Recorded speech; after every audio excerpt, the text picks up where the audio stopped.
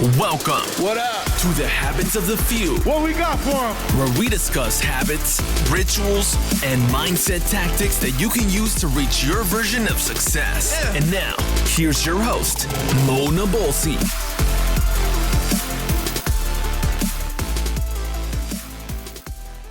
So I wanted to ask, growing up, what was the one thing that you saw different than most people didn't?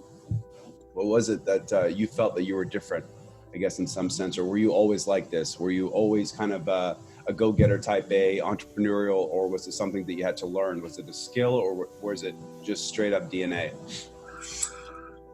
You know, ultimately, when I was very young, I learned a lot of lessons because my dad pretty much made me figure things out myself. Yeah. But I was always very inquisitive. Like, I always wanted to know why, and I always questioned authority, and I always questioned the norm. So I would say that might be the one thing that was, a little bit different about me than maybe everyone else. I know there's a lot of people like that, so I'm not saying nobody's ever been like that, but right. Around my family and around my, environment growing up, I was the one that was always questioning things the way they were and trying to figure out why they were that way. And, because my dad really made me kind of grow up by myself, really, even though I had family and brothers and sisters, we were just kind of left to our own device, man. They made sure we didn't die. And other than that, we had to figure out everything ourselves. So that, I think, contributed to my abilities now. Do you think, so you definitely believe that helped you and not hurt you? Yeah, there's too many people nowadays that are somewhat entitled, or they're helpless. They feel helpless, or they seem helpless. I'm not sure, because again, I can never literally blanket people or just throw blanket comments out there, because there's obviously, exceptions to every rule. But right. It seems like when I look around, it's almost like everybody wants to make excuses. Everybody wants to blame somebody for something. And when I was younger, growing up, I may have blamed a lot of people, but I also knew that if I wanted something, man, I had to do it. There was no one coming to help me. And so I just got things done, and I figured things out. And I think nowadays, when I look around and people are asking me questions, I'm thinking to myself, wow, man, what's happened? And I look back at all the lessons that we've learned throughout our lives, and a lot of them were just a bunch of nonsense. Yeah. And I had to unlearn a lot of things that were learned. And people are out there going to these seminars and taking these courses and trying to learn these secrets of success. And I'm like, look, there really are no secrets. At the end of the day, a lot of people don't even really know what it is they want. So people are trying to be successful, and they don't know what success is. Now, again, in their mind, it's rough. Yeah, money, this, that, but identify exactly what you want, or it's going to be much harder to get it. Does that make sense? Yeah, 100%. When people say, "Hey, I want to be successful," I always say, "Well, tell me where you're trying to get to." And they're like, "Yeah, I don't know." And they always start out with, "Well, I don't know." And the word "I don't know" always comes up. Well, yeah. Dude, that's called ambiguity. That's not really what I would tell people if they want to be successful. If you want to be successful, step one, figure out what success looks like for you. Mm-hmm. Just because you have money does not make you successful. Amen. Unless, of course, money is what you consider success. So start with figuring out what success looks like. What is success, literally and specifically? Then you can go get it. But dude, I don't know how successful you are, but I can tell you that success is not hard. It boils down to choices that you're making. Mm-hmm. It boils down to habits, like you said. It boils down to consistency, and it boils down to choices. What choices are you making will literally determine how successful you're going to be. The choices you make determine the road you'll take, period. 100%. I think I want to go back to complacency, because I have a lot of younger siblings, boys and girls, brothers, sisters, cousins, whatever. and they see me, because I barely graduated high school, didn't go to college, made something out of myself. But they didn't realize that it took me 15 years, slept in my car for almost a year. Like, I did a lot of struggle. I was basically living off of food stamps, had my kids. It was just a shit show. And, now they're kind of like bottle fed, spoiled, whatever. And they have all these aspirations. They want to do this, that, or the other. And yet they're in their mid-20s and they haven't accomplished shit. They're not contributing. They're still living at home. I see a lot of kids like this. Like, it's not just them. I'm not calling them out. And I just don't understand. There's an 8-year gap between me and them, 8 to 10 years. I don't understand. Like, how can we live in the same household, grow up in the same home, and yet they don't understand that they just need to get up off their ass and do something? You know what I mean? Like, what is that? What is that factor? What do you think like that is? Like, just being comfortable. They just got, I don't know, they built a habit with being comfortable, and that's just what it is. And the reality hasn't hit them yet. Like, you know what I mean? Like, I've been really trying to figure this out. Like, what is that thing? What do you think it is? Do you have any thoughts on that? Yeah, I mean, I come from a family where I'm pretty much the only one who is quote unquote successful. And I often wonder the same thing, because we all grew up in the same house. But at the end of the day, I believe it's because they don't know what to do. Yeah. I don't think that they're afraid to work, because again, they all kind of work or look for work, one of the two. Yep. But they're looking for stupid work. They're looking for a job instead of trying to think what they can do to build a life, right? Sometimes you need a job to get to the next step, but when you get a job and your goal is to, end up managing the place, and then, man, you can see yourself becoming general manager someday. And, it's like, in my mind, it's like, how do you think that's successful? So it's to me, it's just thinking bigger. I don't think they think big enough. They think small. They think with a scarcity mindset, and they limit themselves. They have limiting beliefs. And again, I don't know why I didn't get that. I have the exact opposite. It might be a curse in some cases, but in most cases, it seemed to have been a blessing. I have brothers and sisters. Some of them work for me, and it's like, why would you want to work for your brother? Like, at the end of the day, man, there's nothing wrong with working for somebody until you get to where you want to be. Now, again, I tell people there's nothing wrong with working for a company your whole life and retiring happy, because if that's what's successful, if your idea of success is raising a good family, putting your kids in a good school and a stable job, and you're not willing to risk, and your health is good, and you're happy, well, then you're successful. You don't have to be a multimillionaire. You don't have to have the Ferraris and the big houses and the trips, but I want that. Yeah. You see what I'm saying? And I've always wanted that. And ever since I was little, I told people I would be a millionaire. And again, I can still remember one day my brother said, "Man, you're so full of shit. You're never going to be a millionaire. None of us are ever going to be a millionaire." Yeah. Well, I didn't believe him, obviously, and I knew that I would, but guess what? He's not one.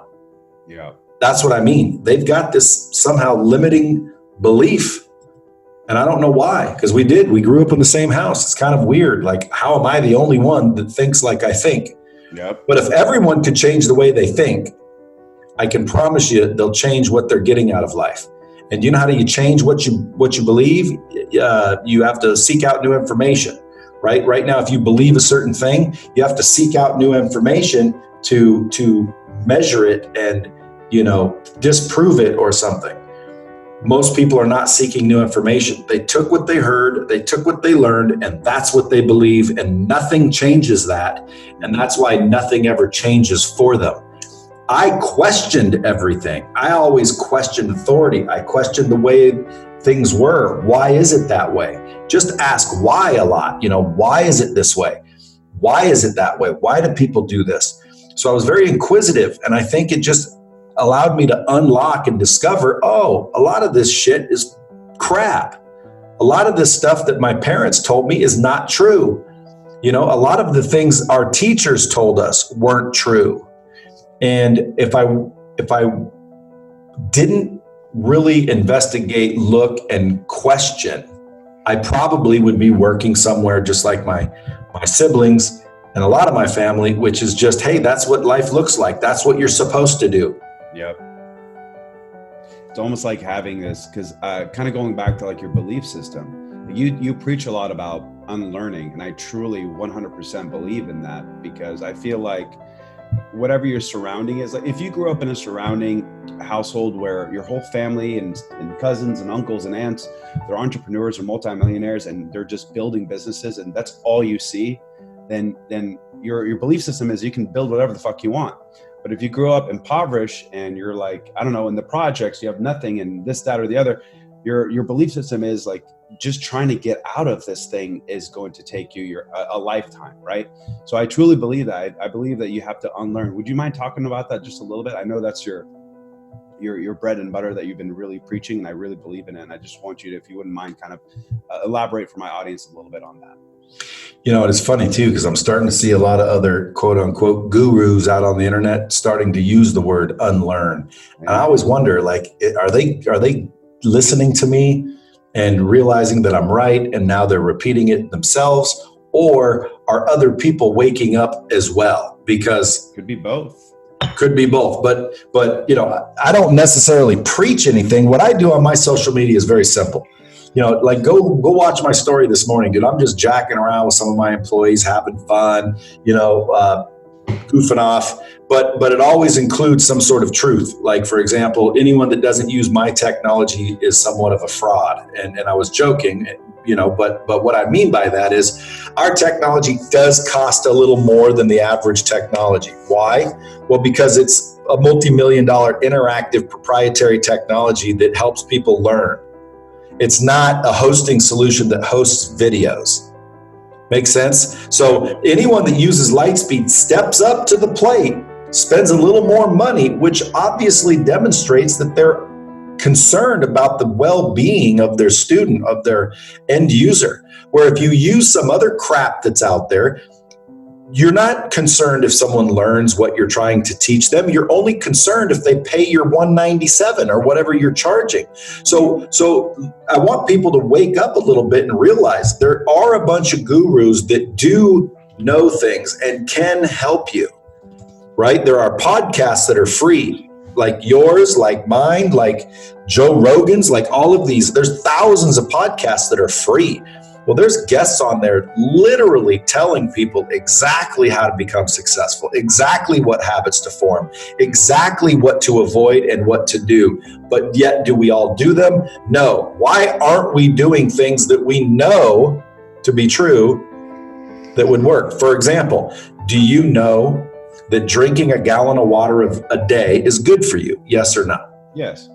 Do you drink a gallon of water? I drink actually about 2. I'm a little different. I do. Okay, so you might be the exception, but I want you to start asking your guests, ask people, say, hey, let me ask you a question. Do you realize that drinking a gallon of water flushes out your toxins, you know, creates elasticity in your skin, produces collagen? It really is overall one of the healthiest thing a human being can do. Are you aware of that? Most people will say yes. And then I want you to say, do you drink a gallon of water a day? And they'll say, no. Okay, so look, you totally understand the fact that it's good for you and it's going to create longevity and health and good things in your life, yet... Always have gallons. Yeah, well, again, you're smart. You're probably going to be 100 years old and look 40. But at the end of the day, people know that a gallon of water, a simple thing like a gallon of water a day is good for you, but yet most people won't do it. And they won't do it. Why? See, I question why.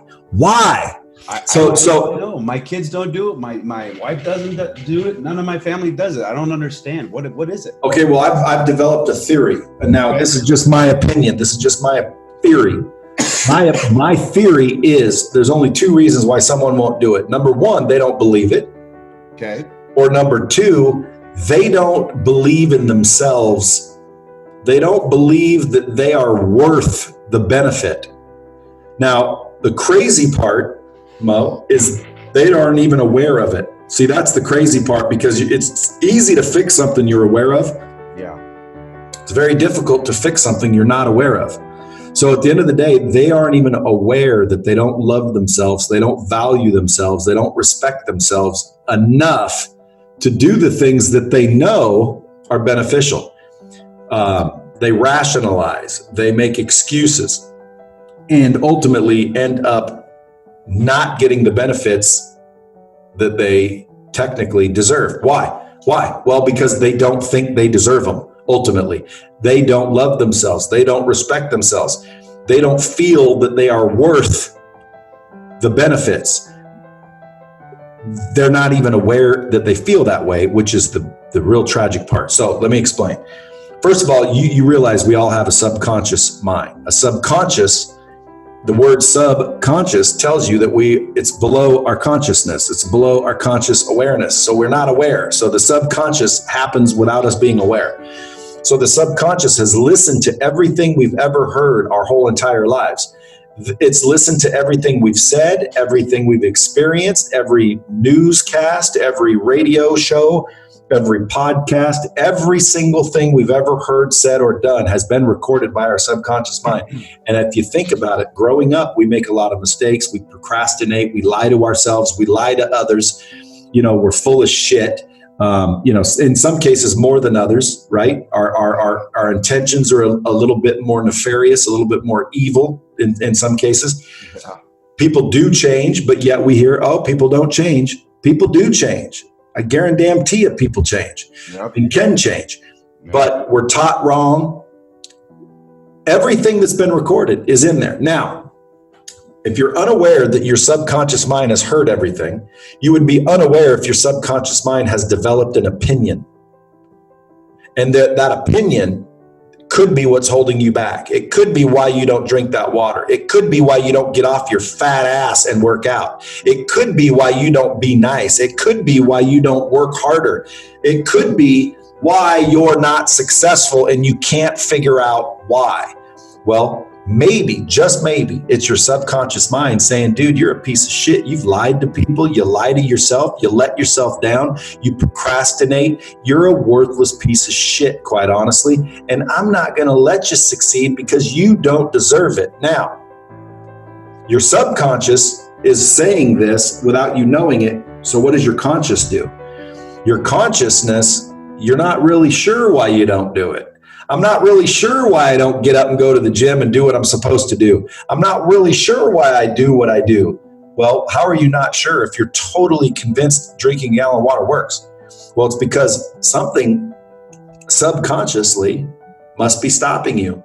Now think about it. Have you ever caught yourself rationalizing why you shouldn't go to the gym or why you shouldn't work harder? Yeah. I do it all the time, dude. Yeah.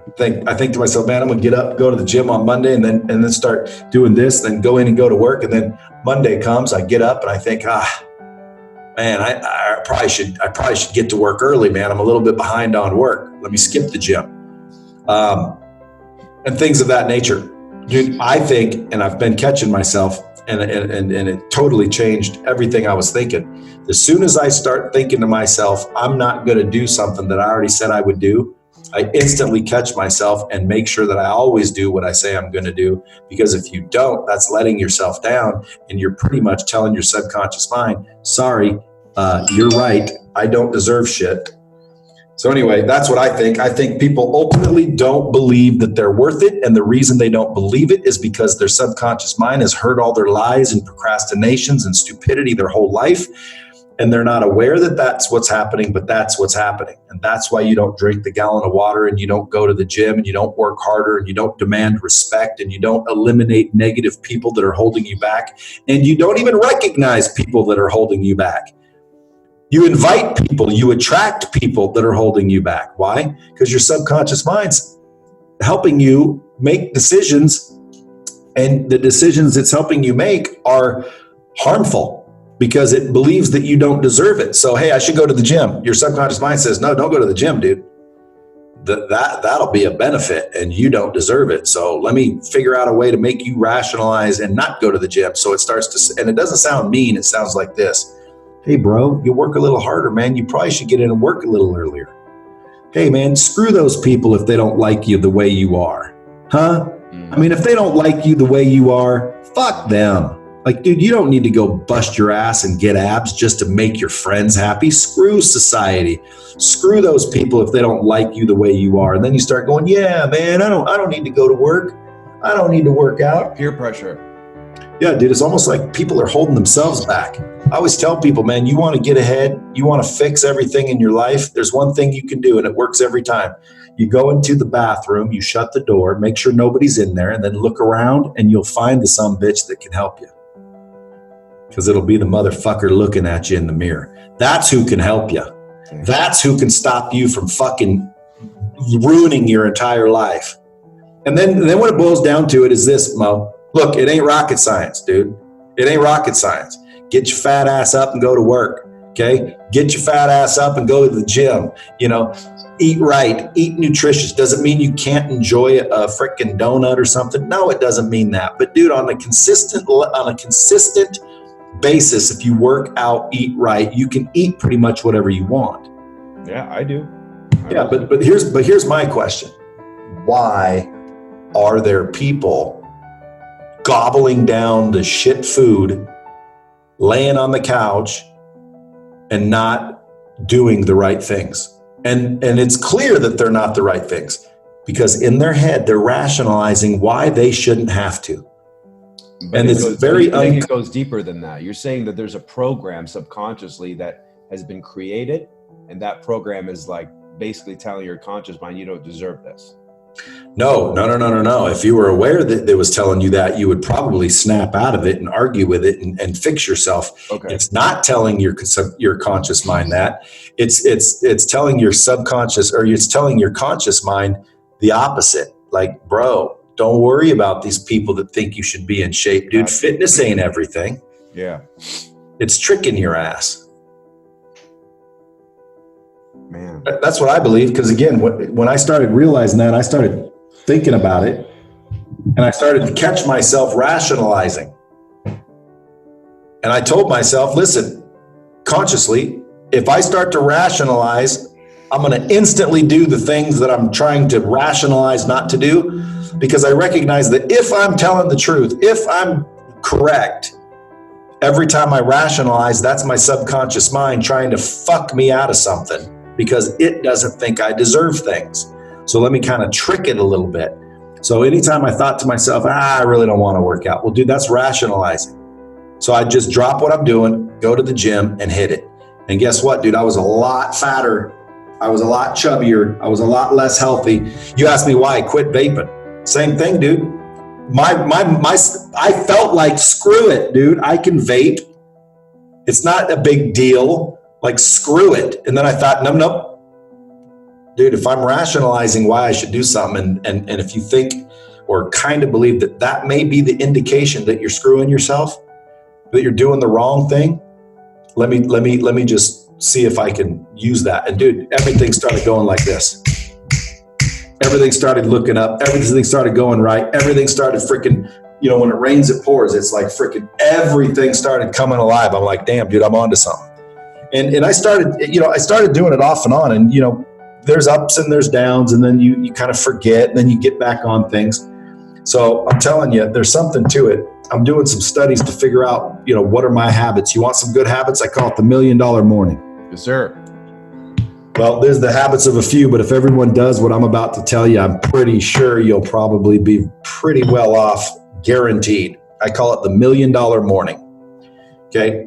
If I were to hand you $1 million, Mo, would you be happy for the entire day? Well, yeah. Okay. Now, everybody listening to this podcast, ask yourself a question. If someone just walked up, randomly handed you $1 million, would you not be excited for the day, at least an hour? And most people are thinking, hell yeah, I'd be excited for the whole month. Right. So nothing could ruin your mood. You'd be in a pumped up, positive mood. You'd be on fire all day long. You'd be smiling. If someone spit in your face, you'd wipe it off and be like, who cares? Let's go. So you'd be totally pumped up if I handed you $1 million. Now watch this. Mo, what would you rather have? $1 million or life? Life. Simple choice. Yeah. What am I going to do with $1 million if I'm dead? Right. So, dude, it's a simple choice, right? Yeah. It's a simple choice. Everyone will make that choice. I would rather live than have $1 million. Okay, so every morning you wake up and open your eyes and you realize, I get to live. You don't act like you just got $1 million. You don't appreciate the fact that you get to live, man. So the $1 million morning is waking up every morning grateful as if you were just handed $1 million. If you woke up and acted as if the fact that you are alive today is worth more than $1 million, and you try to act as if you were just handed $1 million when you open your eyes, because bam, holy shit, I get to live.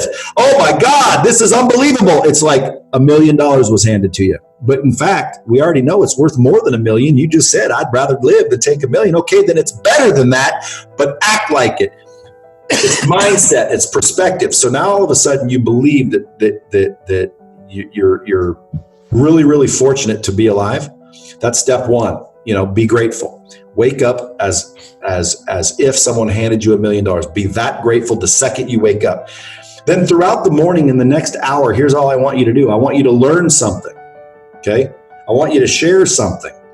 I want you to eat something nutritious. Even if you eat like shit the rest of the day, man, this is just the $1 million morning. Wake up grateful. I want you to go learn something. Pick up a book, read 10, 15 pages. Okay? I want you to go work out, invest in yourself, work on yourself, man. It's an investment into your health, your future. The more healthier you are, the better you are for your family and your friends and your business and everything. So I want you to work out a little bit. I want you to, open up a book, write down the 5 things that you want to accomplish today, not this month, today. And don't stop until you're finished with those things. Okay. If you literally wake up every morning and you do the $1 million morning, after probably 90 days, you will literally look back and say, dude, my life is completely different, completely changed my life. And all I had to do was the $1 million morning. If you want to take notes, write it down. I'm going to try to say it again. You wake up 100% grateful. You go to the gym. You eat right. You write down your goals. You share something. You write something. And again, whether it's your goals or in a journal, you write something. Okay. And then the last one is I want you to freaking ultimately find a relationship that you want to improve upon. So whether it's a text to your spouse, to your uncle, to your brother that you haven't seen in a while, to any kind of relationship you want to improve. I want you to write down that and figure out how can you improve a relationship of yours today. Believe it or not, man, I've told people just, hey, every day text your wife and say, hey, I'm thinking about you. Every day, just randomly throughout the day, every single day, tell your wife, text your wife, I'm thinking about you. And watch how much better your life will be with your relationship. Your wife will start acting different. And what's crazy is she'll even start saying, like, well, what's gotten into you? Why are you acting this way? Yeah, always. Yeah.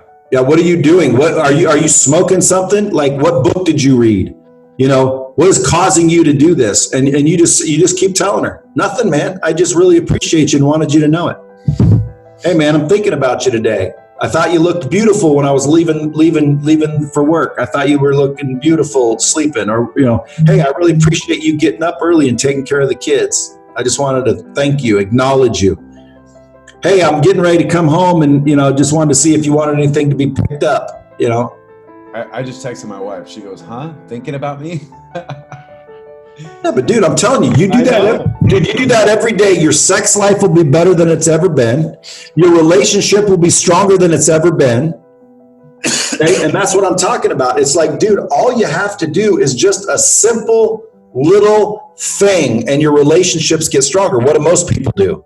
They go out, they go through work, they take their wife for granted. What do? We take life for granted. You take your wife for granted. You take your life for granted. You take your health for granted.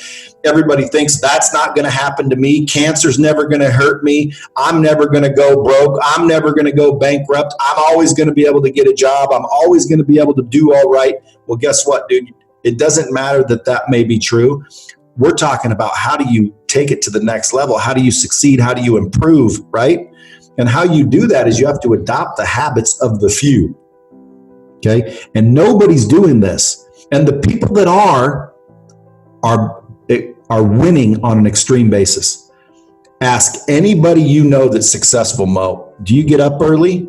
And they're going to tell you, yes. I've never met an individual that is successful that does not get up early.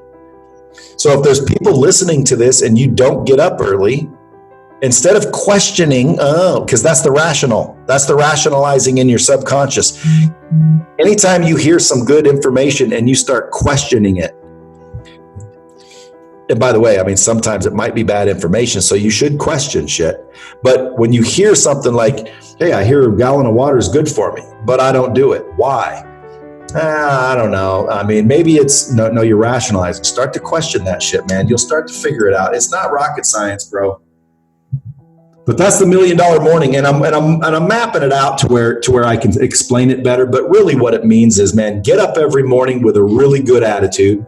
Be grateful that you get to live, okay? Then eat something nutritious, work out, write something down, improve a relationship, write down 5 goals that you want to accomplish today so you actually have progress instead of just activity, okay? And then ultimately do that every single day for 90 days, bro. You'll be in the best shape you've probably been in a while. You're going to feel good. Your relationships are going to be strong. There's going to be no drama. You're going to make more than you've made in a long time. You're going to have a sense of accomplishment that you haven't had in a while. You're going to start standing up a little straighter. You're going to start being a little more confident because guess what? You are freaking kicking ass in life and you can feel it. You know it. And all I'm saying is try it. And if someone says, hey, I literally did the $1 million morning every day for 90 days and nothing changed, I'll give you freaking $1,000 because you're full of shit and you need some help. Yeah, 100%. I think morning routines are the end all be all. Like you don't have one, it's not going to work. I'm going to write this out. I'll put it in a PDF form and I'll send it to a link where the listeners can download it if you're cool with that. Yeah, I'm cool with it, dude. I mean, again, I'm gonna put it together to where it's like, more packaged better. Okay. But at the end of the day, it's pretty much, that's what you do in a nutshell. Again, by the time I come out with my $1 million morning program, it's going to be all well thought out and explained better. But that's what it boils down to, man. Wake up in the morning, be grateful, work out, eat right, hydrate, learn something, share something, write something, and invest in a relationship. That's all you got to do. You're going to listen to this back, I imagine, to write those down, but ultimately it's be grateful, work out, eat right, hydrate, learn something, share something, write something, invest in a relationship. And if you don't value yourself or love yourself, you're going to rationalize why you're not worth doing these things. And if you catch yourself doing that, then go back up and reprogram the subconscious. If you want to do that, it's very simple. Wake up. First thing you need to do is forgive yourself. Say you're sorry that you screwed yourself over and over and just forgive yourself. Okay. After that, do what you say you're going to do no matter what. Okay. After that, set a few goals and achieve them. And if you can't achieve them, guess what? You're not following number 2, which is do what you say you're going to do. So don't make big, huge, stupid goals, but not for the day. I'm talking about for the day. Okay. Make those goals and don't come home until you achieve them. So you need to do what you say you're going to do no matter what. Okay. Then you need to set goals and achieve them. You need to be ethical. And then you need to remember that you can't make everybody happy. And then do that consistently. And I guarantee you that's going to repair that self-worth, that self-esteem issue that you have, and then you'll be able to do the $1 million morning. The first thing you said, to wake up and forgive yourself. I like that. I've never heard of that. Yeah, well, again, I'm trying to think, if this is true, what would, let's say me and you were buddies, dude, buddies for life. I came over to your house, you found out I stole your money or I banged your girl or something like that. Yeah. And dude, you're pissed. How could you? You feel betrayed, right? You tell me to fuck off. Well, it's easy to tell someone to fuck off. What if it's you that fucked yourself? You can't tell yourself to fuck off. So what do? You start sabotaging your success. You start sabotaging your own health. You start screwing yourself back. So at the end of the day, it's almost like you're fighting with yourself. So if I did that And I called you up and dude, we were tight, bro. We were good friends. And I said, dude, bros before hoes, man. I apologize. Or I stole your money. I'm like, here, dude, let me give your money back and then some. I apologize, man. I miss you, bro. You know, we were boys. Let's look past this shit. Yeah. And then you forgave me. You said, okay, dude.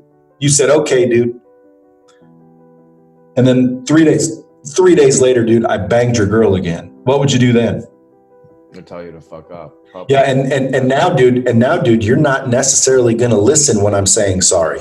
Right. So the reason you've asked for forgiveness is because you've been screwing yourself your whole life, man. Procrastination, eating the wrong things, letting yourself down, sabotaging your own success. Ask yourself for forgiveness. Then when you give yourself forgiveness, step number 2, and it's very important that you don't do this until you're ready to step 2. Step 2 is commit 100% to do everything you say you're going to do. Because if you don't do what you say you're going to do after you've asked for forgiveness, it's kind of like me saying, sorry, bro, I won't do it again. And then I come over and do it again. Pretty soon, you're not going to allow me back in your life. But again, that's me, and that's okay because it's not yourself. But you screw yourself repeatedly after you promise yourself you won't. It's going to get harder and harder and harder to fucking climb out of that hole. And then you're going to find yourself depressed and you won't know why. You start to see those people on the street that are talking to themselves. Dude, it might be because they've lied to themselves so many times that they're just literally in a struggle with themselves. Damn. That's some heavy ass shit. Not only that, dude, you start thinking about what people say. Hey, listen, man, if you want to help, it's up to you. You know, you're the only one that can help yourself. Well, dude, that's fucking true. You're the only person that can get yourself out of the situation that you put yourself in. Can't rely on anybody. At the end of the day, nobody's coming. And at least that's what I believe. And I'm not talking about, the exception. People can say, well, I was down and out and someone came and saved me. Look, I'm not talking about the exception, kids. If you want to fucking use hope as a strategy, go ahead. But if you want to dig yourself out of a hole where by the time you're done, you look back and say, God damn, that wasn't rocket science. Yeah. This isn't fucking hard. What the hell was I doing? Yeah. Holy shit. It was almost like I was in this Matrix. Yeah, it's like, Christ almighty. This is not rocket science, folks. Get up in the morning early, work out, eat right, feed your mind, learn something. Why do you want to learn something? Folks, I'm going to tell you why you want to learn something. Now pay attention. You want to learn something for one reason, because in order to change what you're getting, you have to change what you're doing. In order to change what you're doing, you have to change what you believe. Because the reason you're doing the things you do is because you believe the things you do. Does that make sense? So if you want to change what you believe, you have to change what you know. So you seek information and you learn something new so you can discard it or accept it. But you're never going to change your belief until you change what you know. So I have to learn. Someone says, hey, Muslim, that's not Muslim. What am I thinking? A Muslim is a what? Like a belief. You're Muslim. Okay, go study the Quran. Believe it or don't believe it, but study the Quran. Okay, go study the Bible. Believe it or don't believe it, but study the Bible. Hey, you're Jewish. Hey, go study the Torah. Believe it or don't believe it, but study the Torah. You're in self-help. Good. Go read the book, Think and Grow Rich. Believe it or not, but study the book. Okay. It doesn't matter that you believe what you're learning. It matters that you're learning new things so you can believe or not believe it. Because if you don't study new things, you're going to believe what you believe. And if you keep believing what you believe, you're going to keep getting what you've been getting. Because in order to change what you're getting, you got to change what you're doing. And in order to change what you're doing, man, you got to change what you believe. It's so simple. It's like, I know. Why do people make it rocket science? Pick up a fucking book and read the fucking thing. And if you don't, and if you really want to get advanced, get a piece of paper and write a fucking book. It'll make you think, dude. And when you start thinking about what you believe, you start to really question whether you believe it or not. And then all of a sudden you're starting to seek new information.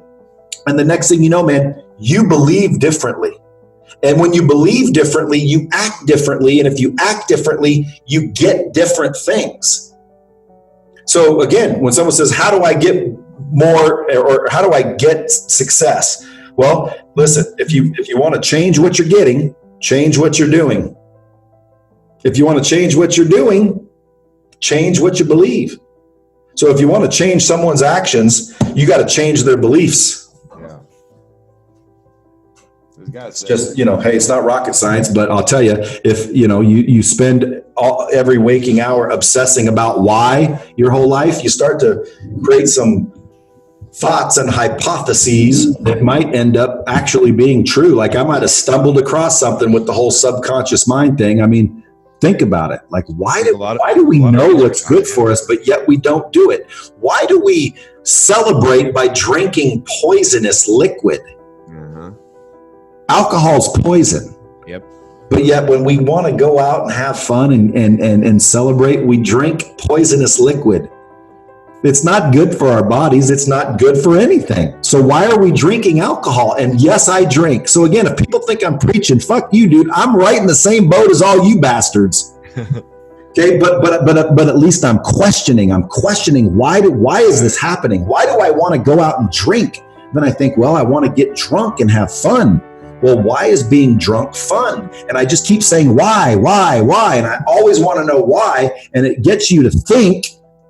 See, it gets you to think. And then, well, let me Google this. Is that why? And see, I'm constantly seeking new information, which is constantly changing my belief. And I'm trying to disprove this or prove on this. And next thing you know, man, I'm standing tall and proud. And everyone's like, Brad, you're so successful. And here's what's funny, Mo. For every person that says I'm successful, I know someone that says I'm screwing up $1 billion business opportunity. So which one's correct? Am I fucking everything up, or am I kicking ass? Because I'm doing the same shit, and it's all a matter of perspective. Yeah. People think I'm killing it, and then people think I'm screwing up. Which one's correct? Dude, I'm doing the exact same shit. Well, that proves one thing, that there is such a thing as a perspective. Because I'm the same person doing the same things. One person thinks I'm screwing it up. One person thinks I'm a hero. Who's correct? They're both correct. Because they believe that. Yeah. And again, when you get down to beliefs and mindsets, it's like, holy crap, that's the answer. Why don't your kids, why don't my brothers, why don't everybody in my family make a bunch of money like me? Well, I'll bet you it's because they don't believe what I believe. And I can prove it because every time I go there for holidays or Christmas or something like that, we sit there and argue about who's right and who's wrong. And you know what I always say? I say, dude, you keep doing what you're doing and I'll keep doing what I'm doing. Yep. I don't want to argue about it. You keep doing what you're doing. You can't win the argument. I don't want to argue. Listen, you keep doing what you're doing, I'll keep doing what I'm doing. Now, if I'm looking at you, Mo, and I'm like, son of a bitch, dude, I want what he's got. Well, then I'm going to shut my mouth and I'm going to say, hey, Mo, what are you doing? What do you believe? Right. And if you go, well, listen, here's what I believe. I'm writing notes like, goddamn, if Mo's got what I want, I need to figure out what Mo believes, what Mo does, because like action causes like results. If I go to the gym and pump iron, guess what? I'm going to get buff like the buff sumbitches. Yeah. If I eat the way they eat and lift what they lift and go where they go, I'm probably going to be like they are. So all I say to people listening to this podcast is quit acting like it's rocket science, because it's not. I'm also going to tell you another thing. You got to apply the shit, dude. Like if you hear me on the podcast today and I'm telling you exactly how to get rich, how to get successful, and you don't do anything, tomorrow you're just listening to the next podcast, dude, none of this shit matters because you have to actually do something with it. I go to these speeches they book me for, and I see the same faces over and over and over, and I'm thinking, dude, this is the third one I've seen you at. So I walk up, I'm like, hey bro, what's happening? They're like, nothing, man, just can't wait to hear you speak. And I'm like, no, I mean, like, what's going on? And they're like, oh dude, just trying to figure out how to get rich. And I'm thinking, dude, this is the third fucking event I've seen you at, and we're all saying the same shit we have at the last two. So like, what the hell are you doing here? Like, go actually implement some of the things you've learned. Because then what happens is you start to think and you start to learn new things. Like, hey, Brad said do this and I did it, and I don't believe what he just said. Or you do the opposite. You're like, hey, I tried it and it fucking worked. Holy shit. But at the end of the day, you're applying it. Always apply what you're learning, folks. Don't read a book, set it down, and then read another book.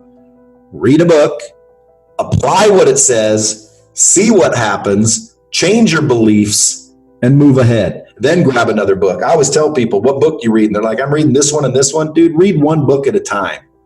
Yeah. That's what I do. Anyway, look, and by the way, there's more than one way to skin a cat. It's funny too, because here's a funny book. Look at this book. Stan, an autobiography. Not Stan, it says Satan. Somebody gave me this book before everybody freaks out on the podcast. Somebody gave me this book and I'm like, holy shit. And he said, it's not a book about Satan, dude. It's about Kabbalah. Oh, interesting. Yeah, and I'm like, okay, maybe I'll read it. And he lays it on my desk. And what's funny is somebody came in, they look on my desk, and there's a book that says Satan, an autobiography. They're like, well, who the fuck is this guy? Is he a demon worshiper? Dude, that's what they were thinking. And a couple of them looked at it and they didn't even say a word about it. And to me, it's like, dude, what are they thinking? Yeah. Which is funny because I don't give a fuck what people think. So I'm just curious as to, dude, what would they be thinking? And no, I haven't read the book yet, but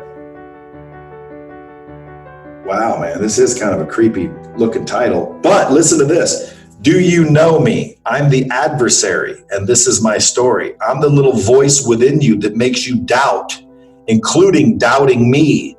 I'm depression, anger, jealousy, worry, fear, false pride, and selfish behavior. I thrive on neediness and disappointment, negativity, and cynicism. Jesus. But here's a secret I'm revealing for the first time. No matter how low I have caused you to go, you have the power to get rid of me. Oh, interesting. Now I might read the book. That was kind of interesting. That is interesting. But you see my point, dude? It's like, dude, pick up a book, man. Read it. What's the worst thing? I read this book and I go, oh, dude, this is saying that I should love the devil. Nope, I'm not interested. I don't believe it. And I throw it away. What if I read the book, dude, and it changes my life? Right. You ever looked into like Dr. Joe Dispenza? Like, yeah, I'm reading his book right now, Becoming Supernatural. Have you read Breaking the Habit of Being Yourself too? That one is insane. It's a lot of what you're mentioning, but I think you make it more, I don't want to say a little bit more basic, but a little bit easier to understand because like relatable, very relatable, because like people aren't going to get this shit. Like when you said, if you can't get out of your own head, wake up and forgive yourself. Like I've never even fucking thought of that.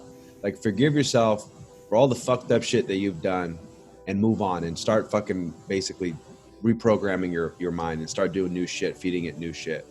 And more importantly, do what you say you're going to do from that day forward. Yeah. And by the way, that's huge. That's capital. But listen to this. Think about this. If you know somebody that does what they say they're going to do, how would you describe that person?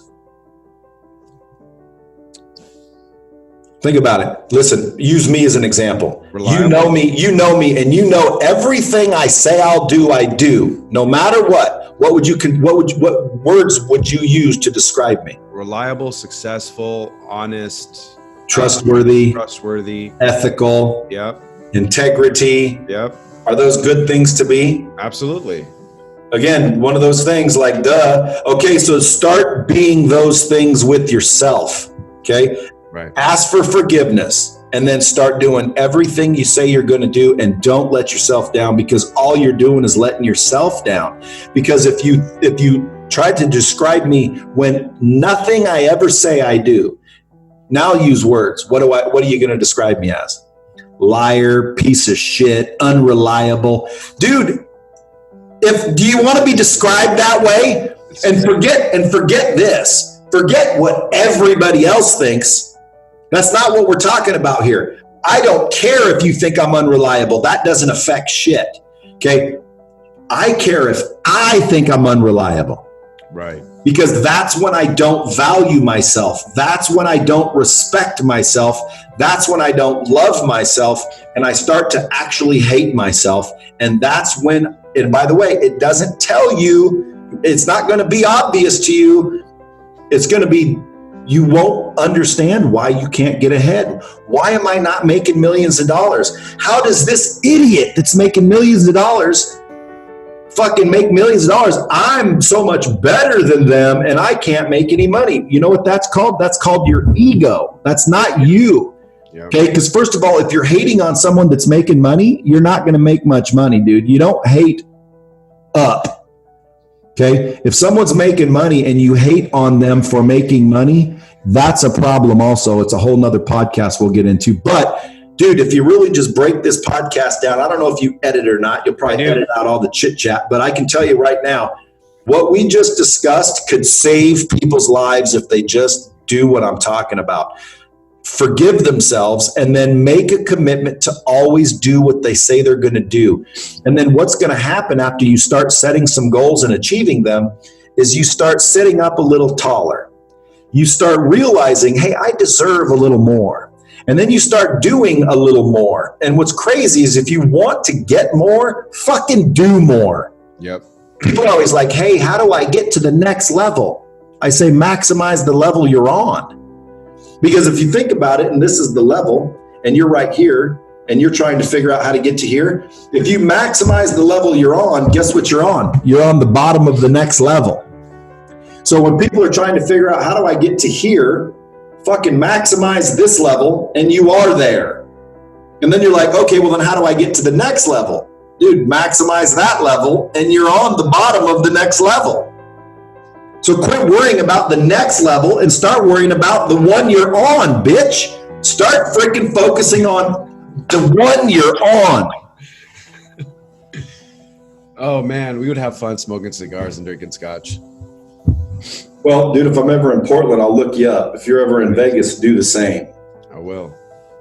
But again, I mean, you know, and by the way, just for your listeners, no, I'm not preaching, dude. Look, I got cigar right here.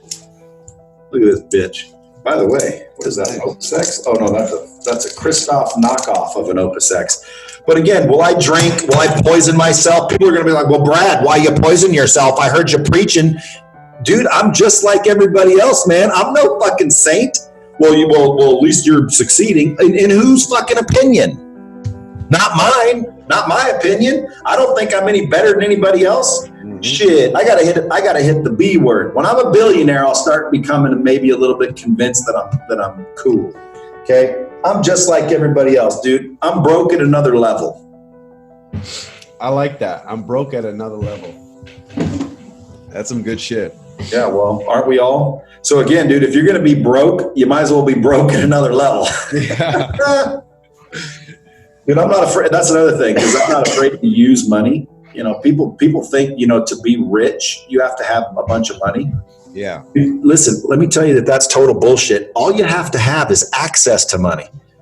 Okay? You don't need the example. Money. Well, like if I give you $10 million, are you rich? Are you rich? Well, if you give me 10 million, yeah. Okay, now what if I said, here's 10 million, but you can't spend it. You can't use it. And it's worthless to me. What do you mean? You got $10 million, bro. But I can't use it. I can't invest it. I can't build something with it. What am I going to do with it? Exactly. Which tells you that money is fucking worthless if you don't use it. So everybody's telling you to save it, save it, save it, save it for fucking what? Yeah. It's meant to be used, man. It's a tool. It's almost like I come over to your house and you're trying to build a bigger house, and I see a shed full of tools, and I walk up and you're sitting there using a butter knife trying to build a house. I'm like, what are you doing? You're like, I'm building a house. And I'm like, well, why aren't you using all those tools? And you're like, oh, I'm saving those. That's a good way of looking at it. Yeah, I'm saving those. That's just foolish. Hey, and by the way, I was told by my parents to save my tools. I better save my tools just in case it rains someday. Fuck, why does it gotta rain to use your fucking tools? Yep. Listen, my advice would not be to save for a rainy day. My advice would be to follow the sun. Okay, don't let it rain. How about that? Yep. Invest your money, make more money. When you get more money, get rid of it and more returns, and then get rid of it and more returns. And you're like, holy shit, now it's so much, you got so much money, you can't get rid of it. It's hard to get rid of it.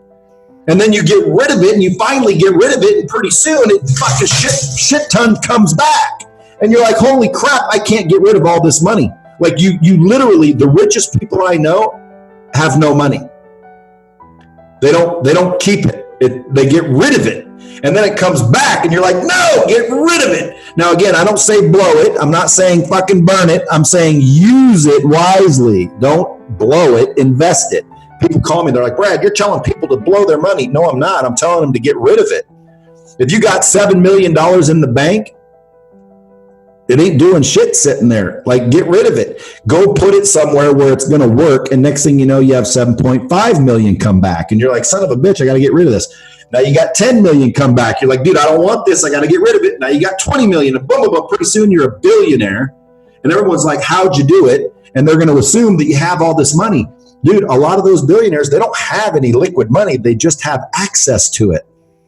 They just control the money. If I could do anything over, bro, there'd be two things. I'd seek knowledge faster. Yep.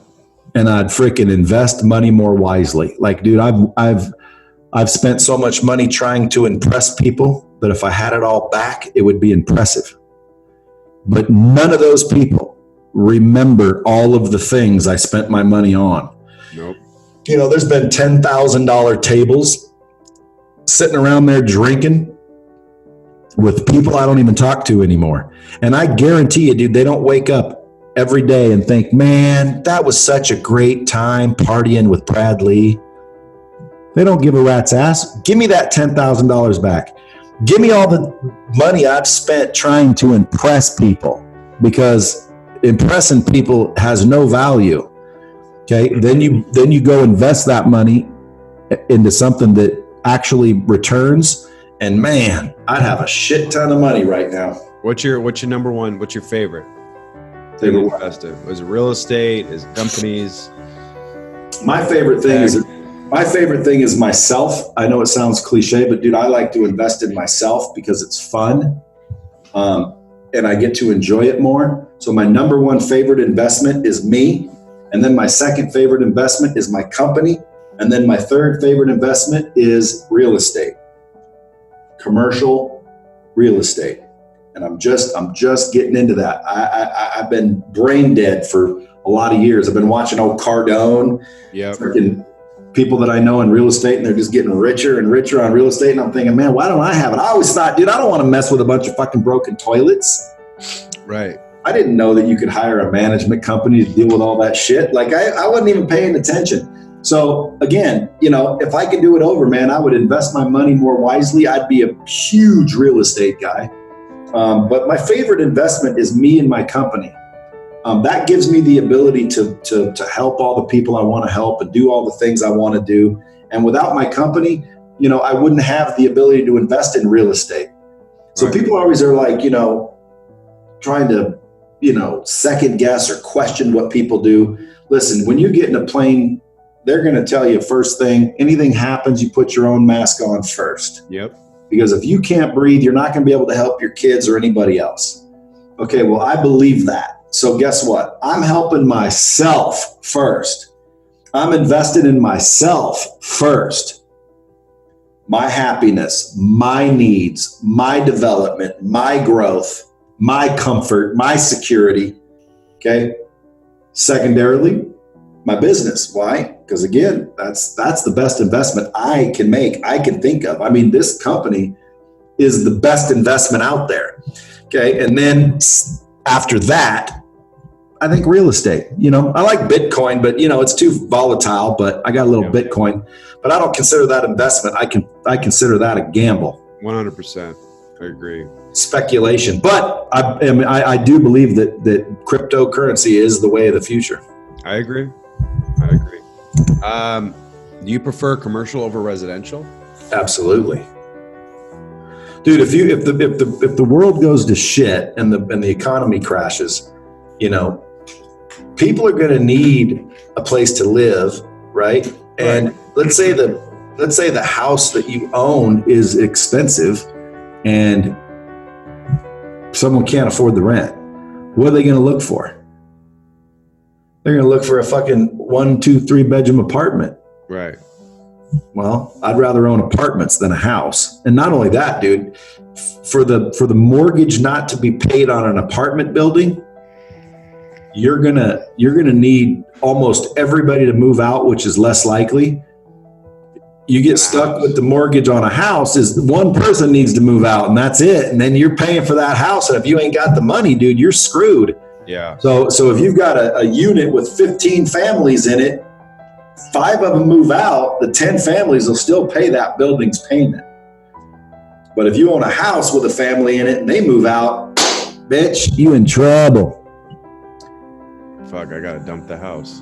But I like commercial better in that regard. But I like, multifamily commercial. But even strip malls, warehouses are better than strip malls. Like to me, I'm looking at a strip mall across out the window. I'd prefer to own that over a house because I can rent it out. But again, if the economy goes to shit, those guys are not going to pay for that as much as they'll pay for their apartment. Right. Because they're got to have somewhere to live, but they don't have to keep their business open. Right. And if that guy over there and that's renting 3,100 square feet to sell his blinds, shit hits the fan, there's not enough business to pay his rent. That dude's not paying me, the building owner, but he is going to pay the rent, the landlord, because he ain't moving his family out. And if they're like, well, they'll get kicked out of their apartment too. Well, no, they can just move in their friend or move in with a friend or who knows. I mean, that's all that negative shit, dude. I don't even think negatively. Right. But when people say there's a recession coming, I'm like, what does that even mean? Like, I don't get it. It's just opportunity. But what recession? Like the last recession, I didn't even feel it. Like I'd go to the movies. Movies were still full. Restaurants were still full. The malls were still full. What recession? What are you talking about? Oh, people's values in their homes went down. Well, that's because they were overinflated in the first place. They weren't going down. They were going back to where they should have been in the first place. Yep. Right? I don't know. Dude, here's what I do know. Okay? None of us are going to live forever unless we do something while we're here that lives on forever.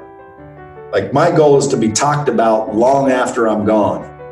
It's crazy, dude. People die, and within a couple of months, man, nobody gives a shit anymore. Forgotten about.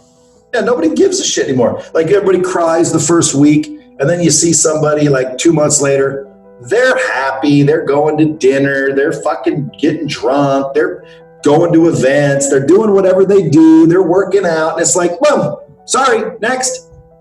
Like, dude, nobody gives a shit. So guess what? If nobody gives a shit, all you can do is try to make a mark on this earth to where when you die, people still talk about what you did while you were here. To me, that's success.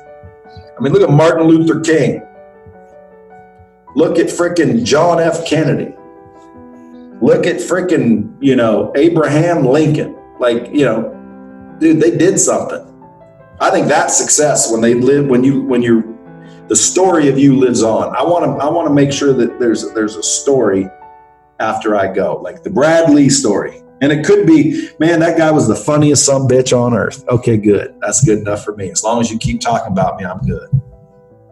Is that an ego thing? I'm trying to figure out too. Is that an ego thing that I want people to remember me? Is that just ego? I've thought about that. I feel like it's more of like,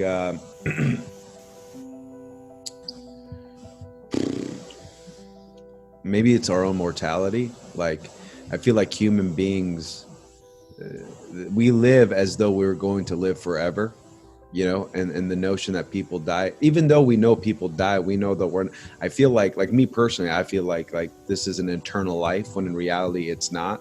So maybe it's a form of like kind of coping with mortality. Like I still want to be present after I'm gone. I don't know necessarily if that would be ego per se. Dude, how's that vape? It's good. It's really smooth. This is my favorite one. It's the Vupu Drag version 2. And then this is a Zeus tank. It's a buildable tank, so I can modulate the coil. And it's really good juice. It's nice and smooth. See, dude, you're making me want to get my vape stick back out.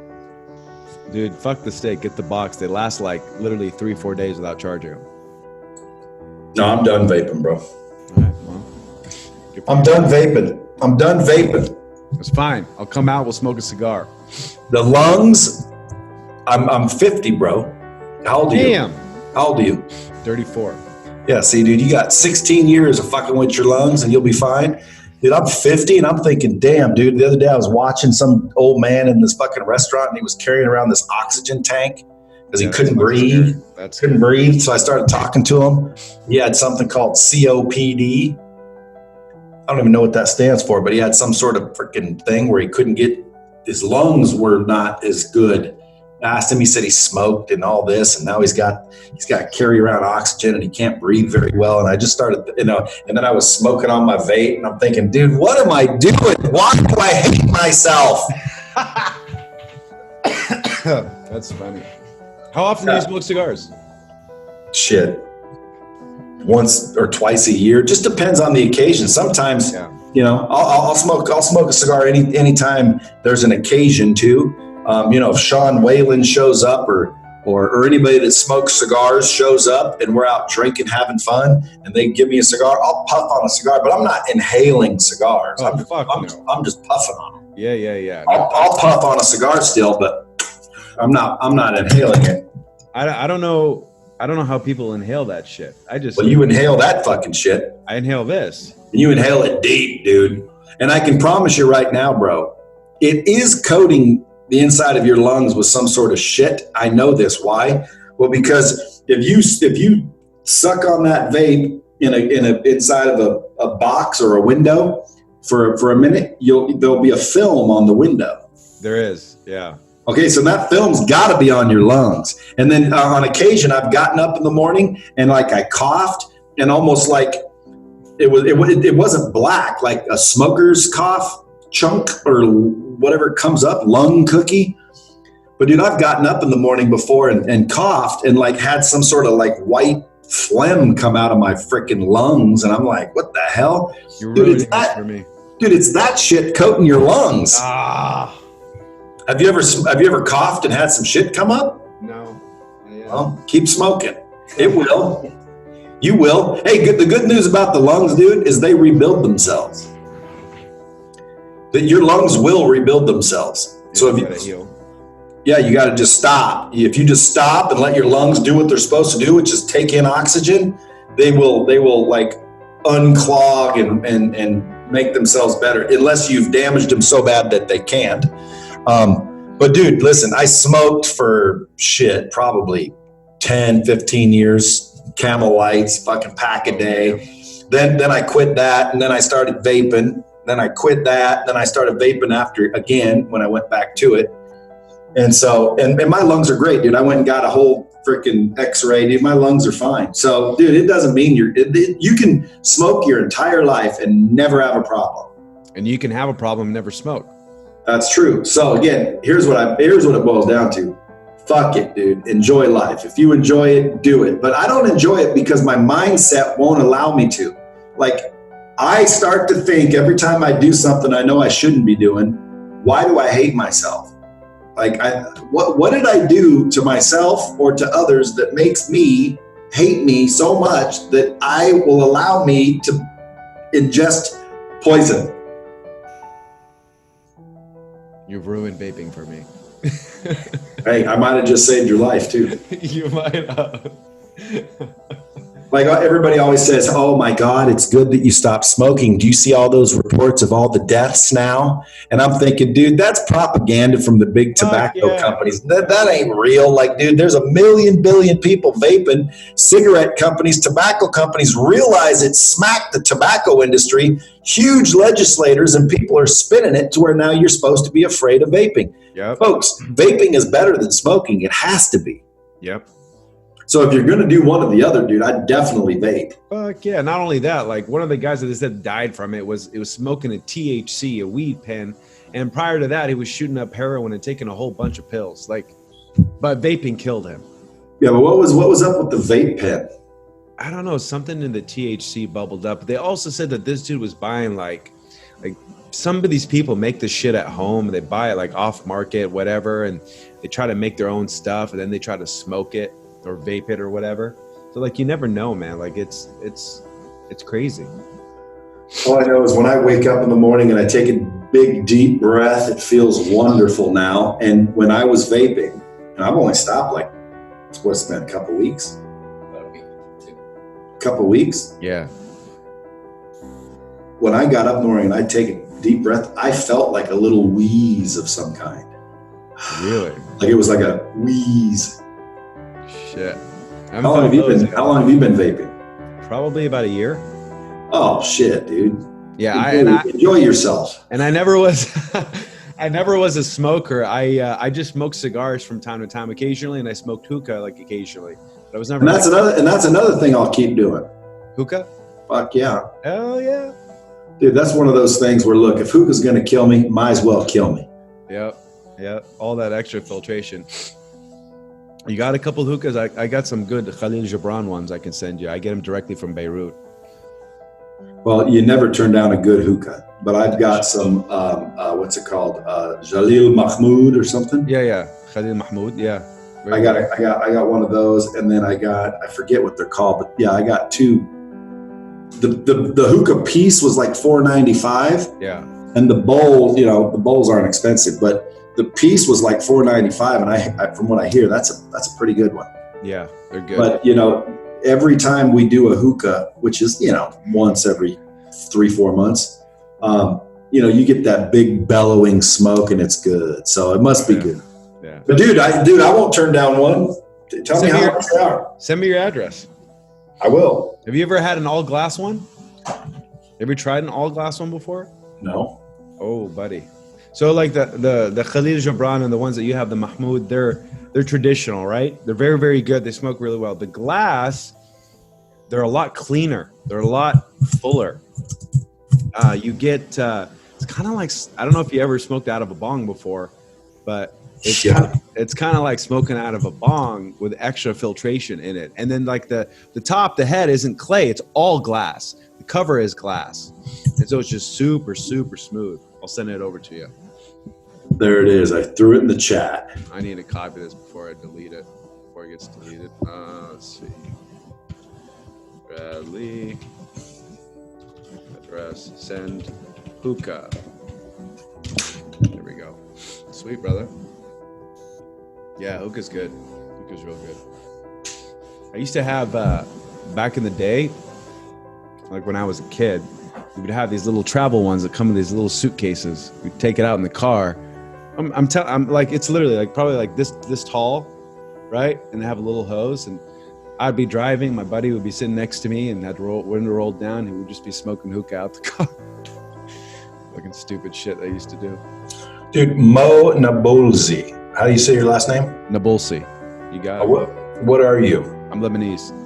And were you born there or born here? I was born here. I lived there for about 11 years. You got to speak another language then. I do. Which one? Arabic. أنت كلامي عربي. Assalamu alaikum. Alaikum salam. There you go. أنا مراتي مصري.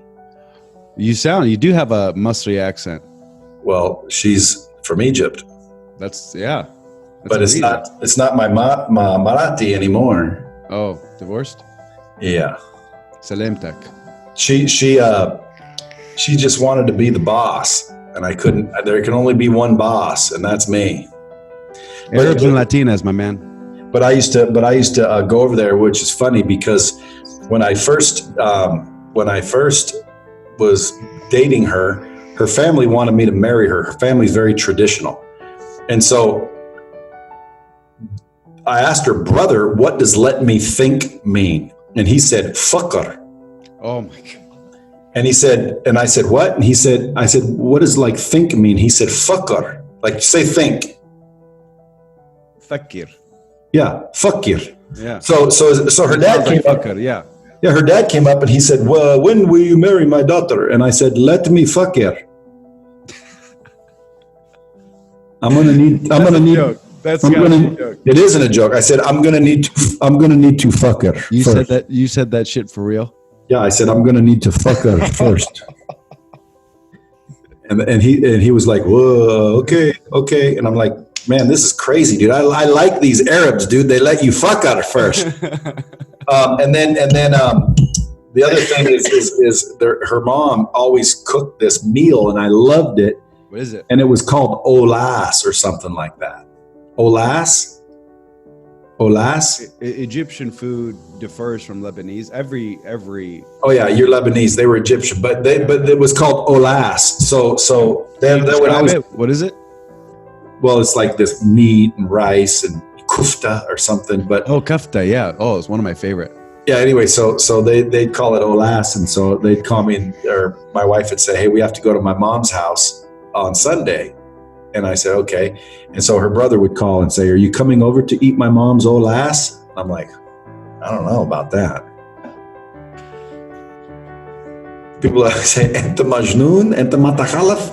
Enta majnoon. That's so funny. Oh my God. So how long were you with her for? 10 years. You have any children with her? 2. So you got Egyptians and then they'd always say yom asal, yom basal. Yeah. That means one day honey, one day onion. Do you ever have that holiday where you wake someone up with onions? No. Yeah, dude, I don't know about all that. No, I don't know about that. But that's crazy though. Small world. Yeah, well, I was wondering why you were smoking hookah. I knew you must have been Middle Eastern somehow. I mean, what gave it away? The beard? Dude, it was a lot longer. It was a lot longer too. I just trimmed it up. My wife said I look too much like a jihad, so I had to trim it up. Dude, do you get fucked with on airplanes? You know, the funny thing is I don't. Dude, I feel bad because like when I do go on an airplane and I do see like an Arabic looking fellow, I always think to myself, shit, dude. Come on, man. Not this one. Please. I hope you're a freaking regular dude and you're not freaking done with life. Cause dude, you never know, man. If they are an extreme, I don't know what you're called, jihadist or an extreme, whatever they're called. And they're just like, they believe that they're going to do this for Allah and you know, they don't care. And like, I know it's a little bit stereotypical to think, but it's like, anyone could blow up a fucking airplane, but whenever I see like a really, really, really, I don't want to say Arabic-y looking, but in other words, like really Arab looking, I always, for a second, think, I hope they're not going to blow me up. Now, is that what you call racist? I mean, I would say it's more stereotyping, just like you would with like every bad driver. You think they're Asian and you know, Mexican women are fertile. You know, it is. What? They're what? They're fertile. They are. See, I never thought the Asians are bad drivers, but because of 9/11, which by the way could have been us here in the U.S. doing that shit, blaming it on the fucking jihad. That's a conversation for a later time. That's another one. But that conspiracy shit gets really interesting. Oh yeah. But like I've never heard Asians are bad drivers, or I've never thought that. Like when I see an Asian, I don't think, oh, you must be a bad driver. I've never heard Mexicans or Latinos are fucking fertile. What other ones? I don't know, but my wife, she's Puerto Rican Mexican, and when we met, she was told that she can't have kids. She has this blood disorder, and within I think like the first year, she popped up twins. Oh, well, that's awesome. Yeah, dude, that's awesome. Yeah, but I've never heard Mexican or Latino girls are fertile. Yeah, most of the Hispanic families, there's got 8 to 12 kids. Well, nobody can say I'm a racist against Arabics because I married a Middle Eastern. My kids are half Egyptian. My grandmother's pure Spanish. My grandfather's pure Irish. Like I'm such a mutt, dude. No, I got a little bit of everything in me. I'm gonna go do that DNA test to see what else is in me. But dude, like one thing's for certain. Okay, in this day and age, man, we all need to realize one thing. Okay, we're the human race, and if we don't start getting along and stop worrying about stupid shit, like again, Muslims. When people ask me what am I, you know what I say? Krishuslam. Krishuslam. I'm a Krishuslam. A Christian and a Muslim. Yeah, because dude, a real good buddy of mine, so Muslim, you never, I mean, like prays when it's time to pray and the whole bit. One of the best dudes you ever want to meet, dude, that guy right there. So he got me reading the Quran. And dude, I mean, it's totally believable. If you can believe the Bible, you can believe the Quran. Right. So, and not only that, if you read the Quran, there's some like good shit in there. Well, you read the Bible, there's some good shit in there. Well, you read the Torah, there's some good shit in there. I know some Jew buddies of mine that are freaking great. Like the Jewish people that I know, they don't freaking not spend money, and they're not like what, you hear a Jewish joke. It's always like they don't spend money. Dude, every Jewish person I know spends money. Me too. So it's like, I don't get that joke at all, or those jokes at all, the stereotypes. But here's what I do know. We're all human beings, no matter what nationality we are. We're all human beings, no matter what religion we believe in. And if we don't start realizing that we need to let people be people. If you want to believe in a freaking alien spaceship, good for you. If you want to believe in Jesus, good for you. If you want to believe in Muhammad, good for you. If you want to believe freaking gay marriages, I don't care what people do, as long as people are good people, period. 100%. 100%. We're getting dangerous, man. You got those Antifa people up there just smacking people because they like Trump. Like, dude, if someone likes Trump, who gives a shit? Who gives a shit if someone likes Hillary Clinton?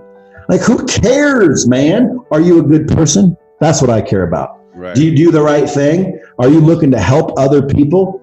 If you saw someone getting beat up, would you jump in and stop them? If you saw an animal getting attacked, would you save the animal? Are you a good person? I am. And that's what I need everyone to understand. And that, dude, this is funny too, because I never get political. This isn't really political, is it? It's humanistic. It is, 100%. And here I am talking to you with a freaking book about Satan on my desk. As told by Yehuda Berg, author of The Power of Kabbalah. Interesting. Yeah. I'm studying religions right now. It's fascinating. I went through that. I studied Buddhism. I was raised a Muslim. Now I'm studying the Bible, particularly Jehovah's Witnesses. I'm really fascinated. And I like Jehovah's Witnesses because, dude, they say that there is no hell. Right. I like that idea. Yeah. My wife was raised initially she was raised Catholic and then a Jehovah's Witness, and so I've been studying up on that. I got the Bible somewhere around here. But religion is fascinating. Well, here, I'll leave you with this. Everyone that claims to be a Christian says that their Lord and Savior is a gentleman by the name of Jesus. Go look up what his actual name is, because it's not Jesus. People are always like, what does that mean? Well, again, just start looking. The Bible tells you, seek and ye shall find. Mm-hmm. Hey, go look, go seek, go investigate. Why? What is God's name? Just type that into Google. What is God's name? And start searching and seeking and learning, and man, you find some really interesting stuff about religion. All the way from, again, Kabbalah. I've heard about it. I've never really got into it. That's why this dude brought me this book, because basically this ain't a book about Satan. It's a book about Kabbalah. And I'm like, so he brought it to me. So I'm going to read that. I'm going to read a bunch of stuff. I'm just interested to figure out. I believe we have a higher power. I don't know what fully to believe. Again, I mean, like, who's right? The Muslims, the Christians, is it Judaism? Is it Buddhism? Is it the Kabbalah? There's even older ones, man. Oh, yeah. Old ones. Like, who's right? Who's wrong, man? How do we know? I'm just trying to get to the truth, brother. Just trying to get to the truth, man. Amen to that. If you find the truth before I do, let me know. And if I find the truth, I'll let you know. Fair enough? Fair enough. All right, good enough.